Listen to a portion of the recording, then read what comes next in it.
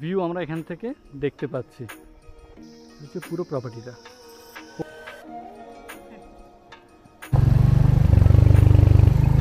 প্রপার্টির ছাদ থেকে ঠিক এই ধরনের একটা তিস্তার ভিউ।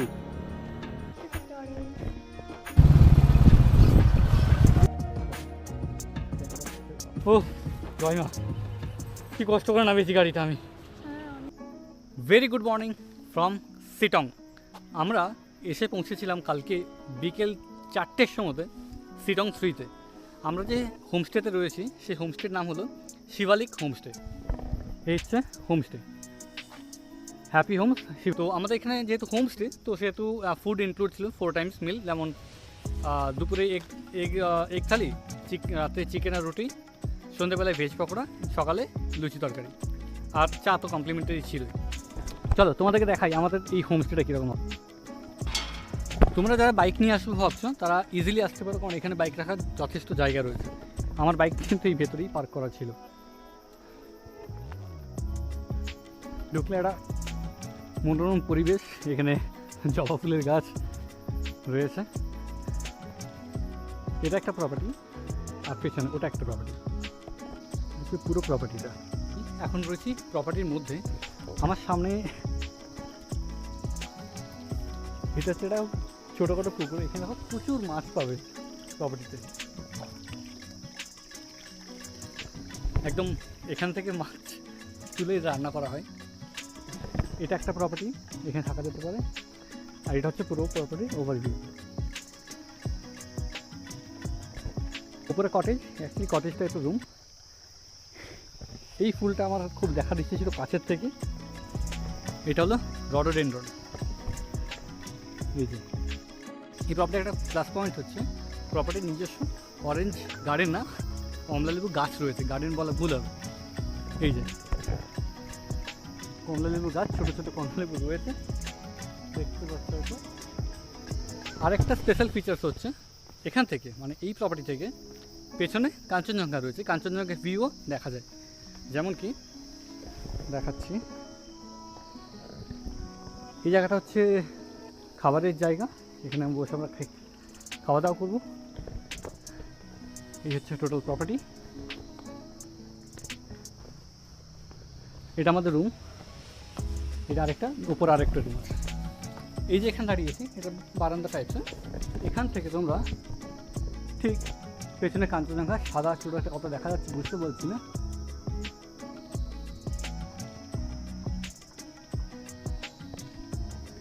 এখান থেকে কাঞ্চনজঙ্ঘা দেখতে পারবে তোমরা। আর উপরে চলে গেলে উপরে ছাদ, উপরে যাওয়ার সিঁড়ি, এটা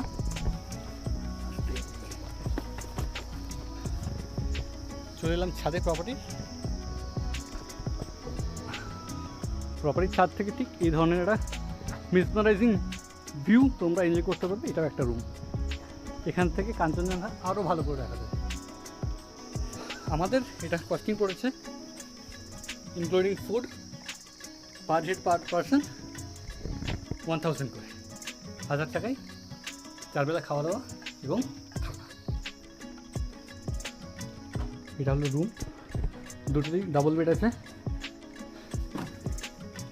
এটা গ্লাস ডোর, এটা একটা গ্লাস ডোর। সকালবেলা এখানে এই পর্দা সরিয়ে দিলে এখানে বসে তোমরা রোদ পাবে একদম বিছানো। আর এই হচ্ছে ওয়াশরুম। যা কারেন্ট নেই মনে হয়। ওয়াশরুম মোটামুটি ক্লিন, মোটামুটি ঘর ভালোই। এটা আমার প্রথমবার অভিজ্ঞতা হলো এটা কাঠের ঘরে থাকা। এটা কটেজ, উডেন কটেজ অ্যাকচুয়ালি। তবে উডেন কটেজ একটা সমস্যা আমি খুব ভালো বুঝতে পেরেছি, সেটা হলো তোমার ওপরে যদি কেউ থাকে, সে কথা বলুক, হাঁটাহাঁটি করুক, যাই করুক, নিচে তার আওয়াজ কিন্তু একদম পুরো স্পষ্ট শোনা যায়। তো এটা আমার কাছে ড্রব্যাক লেগেছে, বাট ঠিক আছে, এটাও একটা ভালো এক্সপিরিয়েন্স।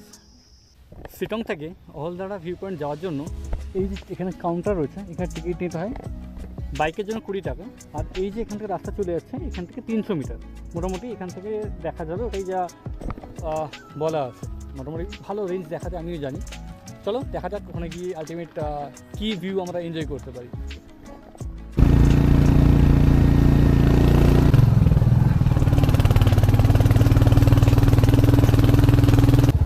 মোটামুটি স্টিপ হলেও মোটামুটি রাস্তাটা ভালো, এই জায়গাটা একটু খারাপ হয়েছে, সাবধানে যেতে হবে। তারপর নিয়েছি চলো। আচ্ছা ওখান থেকে হয় তাহলে ঠিক ঠিক চলো। পৌঁছে গেছি, ওখানে মনে হচ্ছে বাইকটা রাখ। Hello Ahaldara view point, wow nice. এসে পৌঁছলাম অহলদার ভিউ পয়েন্ট। এই হচ্ছে অহলদার ভিউ পয়েন্টের এন্ট্রি, 20 টাকা। এন্ট্রি করার পর এখানে তো অনেকগুলো দোকান রয়েছে, এখানে দোকান রয়েছে। এখান থেকে ড্রেস নিয়ে তোমরা ড্রেস নিতে পারো। চা বাগানে যে এরকম ড্রেস হয় নিয়ে পারো, তোমরা ফটো সেশন করতে পারো বা ফটোশ্যুট করতে পারো।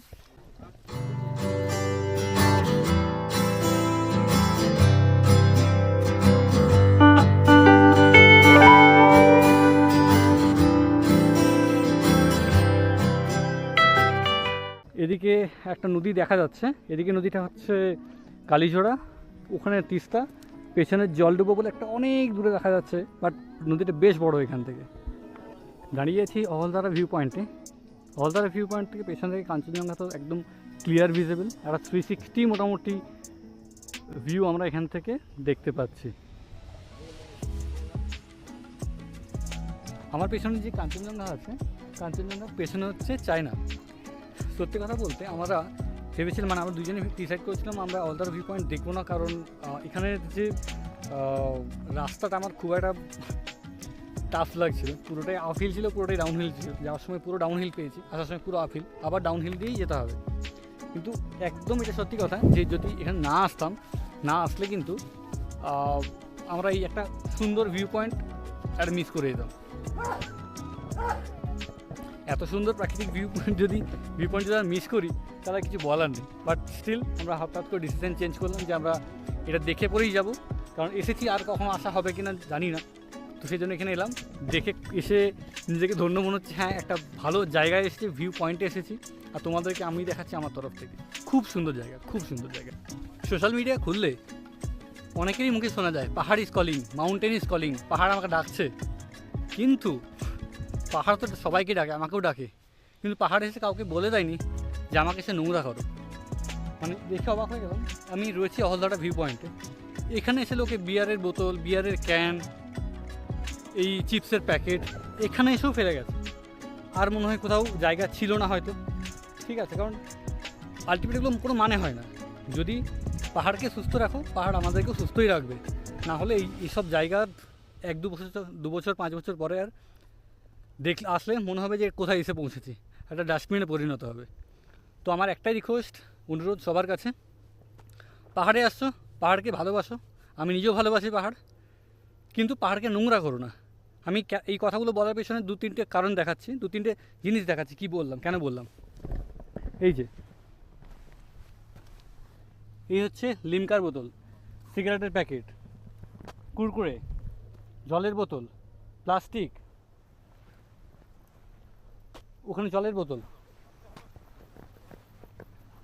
এই যে আমাদের অহলদারা ভিউ পয়েন্ট দেখা শেষ, এবারে নিচে যাব সিটং, যেখানে হোমস্টে আছে, ওখানে ব্যাগ রাখা আছে। ওখান থেকে লাগেজ প্যাক করে আমরা যাব এনজেপির জন্য, যদিও দেরি আছে। ব্যাক করার রাস্তাটা ঠিক এই ধরনের।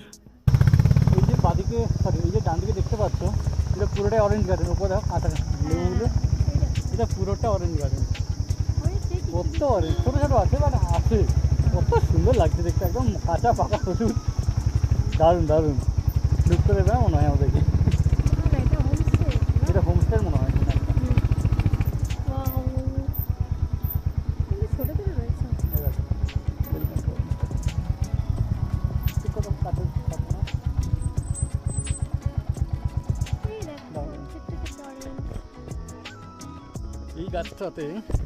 এই গাছটা দেখুন পুরো পাল্টিতে ছোটো সাইজের, কিন্তু পেকে গেছে, বেশ ভালো লাগছে দেখতে। আর পেছনে দুটো একদম আমাদের মাউন্ট কাঞ্চনজঙ্ঘা।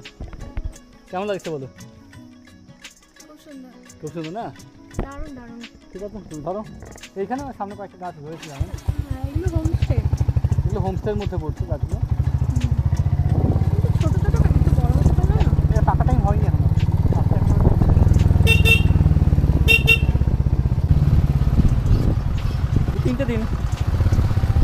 আমরা খুব ভালো ঘুরেছি এনজেপি থেকে মিরিক হয়ে সীমানা ভিউ পয়েন্ট হয়ে দার্জিলিং গেছি, দার্জিলিং অনেক জায়গা ঘুরেছি, খুব ভালো এনজয় করেছি। বাইক নিয়েই ভালো হয়তো এনজয়টা সম্ভব হয়েছে। বাইকে কোনো জায়গায় অ্যাডভেঞ্চার, কোনো জায়গায় শেখা, অনেক কিছু স্মৃতি নিয়ে বাড়ি ফিরছি। মনটা একটু হলেও খারাপ যে আবার সেই শহরের কোলাহল, ব্যস্ত জীবন, কাজের ফাঁকে নিজেকে একটু টাইম দেওয়া খুবই আনসার্টেনটি একটা ব্যাপার। স্টিল আমরা তো এরকমই জীবন বেছে নিয়েছি আগে থেকে। পাহাড়ের মতো শান্ত স্নিগ্ধ পরিবেশে আমরা কোনোদিন থাকিনি, আর এটা আমাদের একটা ভ্যাকেশন টাইম ছিল। কিছু টাইমের জন্য, কিছু শর্ট টাইমের জন্য আমরা আসি আমাদের মুড রিফ্রেশ করতে। অনেক কিছু ভালো লাগা সে পেছনে ছেড়ে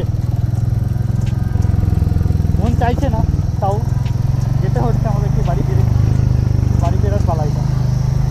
আবার হয়তো ব্যস্ত হতে হবে কোনো একটা নিজের কাজে। সময় পেলে অবশ্যই আসবো। পাহাড়ি তো মানুষকে শান্তি দেয়, আর পাহাড়ি সব স্নিগ্ধতা। চলো দেখা যাক এদিক থেকে কীরকম রাস্তা দিয়ে আমরা নিউ জলপাইগুড়ি পৌঁছোই। এখান থেকে প্রায় 45 কিলোমিটার, 2 ঘন্টা দেখাচ্ছে গুগল, বাট এর থেকে হয়তো বেশি টাইম লাগবে, কারণ আমরা কয়েক জায়গা হল্ট করতে যাবো আর তোমাদেরকে দেখাবো। দেখতে থাকো ভিডিও। শিলংয়ের সেই শান্ত পাহাড়ি নির্জনতা আর কমলালেবুর বাগানের মায়া কাটিয়ে আজ আমাদের বাড়ি ফেরার পালা। আজ আমরা আমাদের প্রিয় দুচাকায় সওয়ার হয়ে নামছি শিলং 3 থেকে নিউ জলপাইগুড়ির পথে। পাহাড়ির বাঁক আর মেঘেদের লুকোচুরিকে সঙ্গী করে শুরু হলো আমাদের আজকের রাইড। মাই গড,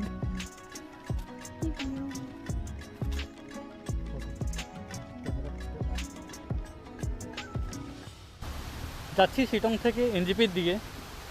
শিলং থেকে বেরোনো কিছুটা পরে আমি কত দুটো ঝর্ণা পেলাম, এই একটা ওই একটা। ছোটো হলেও প্রথমবার, মানে এই ট্রিপে প্রথমবার আমি ভালো একটু ঝর্ণা একটু জল পড়ছে। পাহাড়ের বুক ছিঁড়ে এঁকে বেঁকে নিচে নেমে গেছে পিচ না ঢালা রাস্তা। শিলং 3 থেকে যখন নামতে শুরু করলাম তখন রাস্তার ধারের খাড়া খাদগুলো বুক কাঁপিয়ে দেওয়ার জন্য যথেষ্ট। রাস্তা কোথাও একদম মসৃণ আর কোথাও ভাঙাচোরা, যা মনে করিয়ে দেয় পাহাড়ি ভ্রমণের আসল অভিজ্ঞতা। যত নিচে নামছি আবহাওয়ার বদল হচ্ছে। দুপাশে বিশাল শাল, সেগুন আর পাইনের মোহগন্ধে বাতাস ভারী হয়ে আছে। এই পাহাড়ি পথে বাইকের ইঞ্জিনের গর্জনের চেয়ে এখানে প্রকৃতির শব্দ অনেক বেশি স্পষ্ট। আর এই জঙ্গলে ঝিঝি পোকার ডাক এক রোমাঞ্চকর জার্নির ইঙ্গিত দিচ্ছে।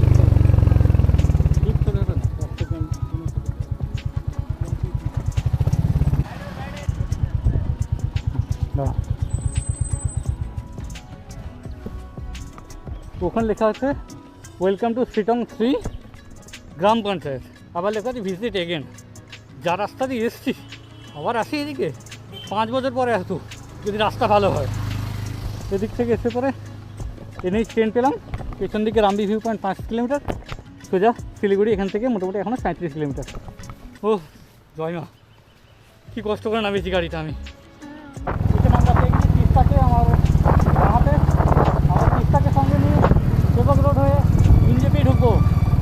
এখানটা অ্যাক্সিডেন্ট জোন এবং ল্যান্ডস্লাইড জোনও হালকা করে লেখাই আছে, এখানে একদম জানাবো না, কিন্তু জায়গা খুব সুন্দর লাগবে। ভিড়ি না করে পারলাম না, পাহাড় এখান থেকে পাথর পড়তে পারে, তাই জন্য এখান থেকে বেরিয়ে চলো। তো গাইস, আমরা এসে পৌঁছলাম সেবক রোডের কাছে, তিস্তা করোনেশন ব্রিজ।